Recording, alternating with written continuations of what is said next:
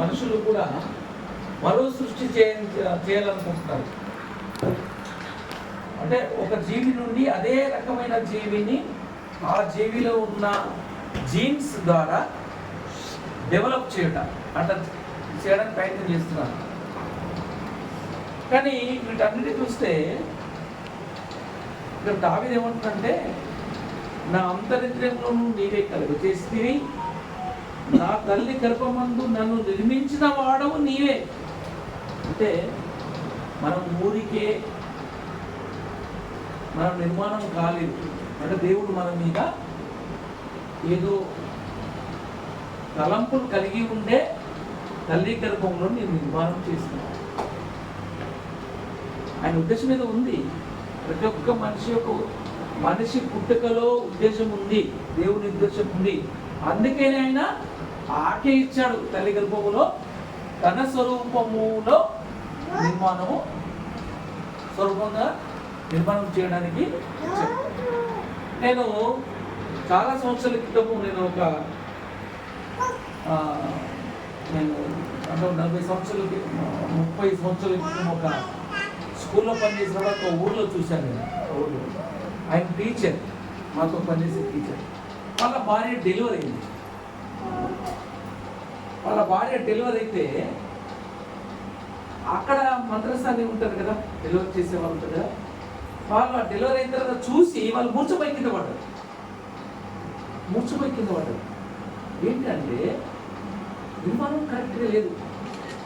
నిర్మాణము కరెక్ట్గా లేకుండా కొందరేమో ఆ నిర్మాణాన్ని చూసి ఒక విధమైన దయ్యం పుట్టిందని, కొంతమంది ఏమో పుత్రము లాంటిది పుట్టిందని, కొంతమంది ఏమో ఈ భయంకరమైన పరిస్థితి కలగడానికి ఈమె తప్పని, లేకపోతే ఏదో జన్మలో పాపం చేసిందని. అంటే మనిషిగా ఒప్పుకోవడం లేదు, భయపడ్డది. కానీ పుట్టిన కొంతసేపటికే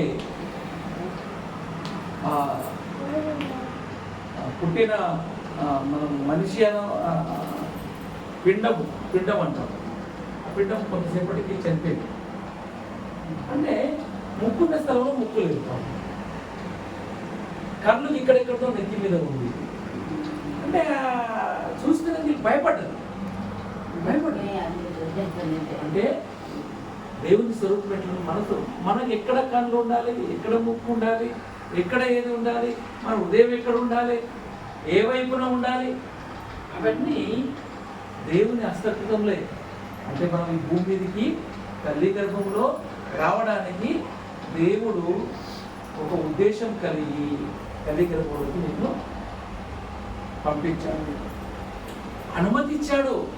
అందుకని దేవుడు ఆయన అంతర్యంద్రములను నీవే కలుగచేస్తివి, నా తల్లి గర్భమందు నన్ను నిర్మించిన వాడవు నీవే.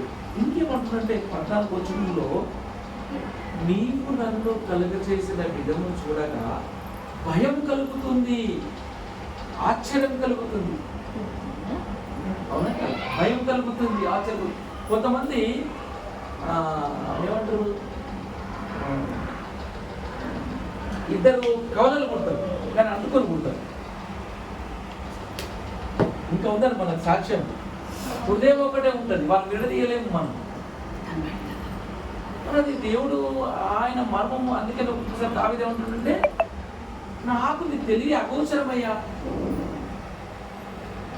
ఆయన మనం మంచిగా అందంగా మనం ముక్కు ఎక్కడ ఉండాలి,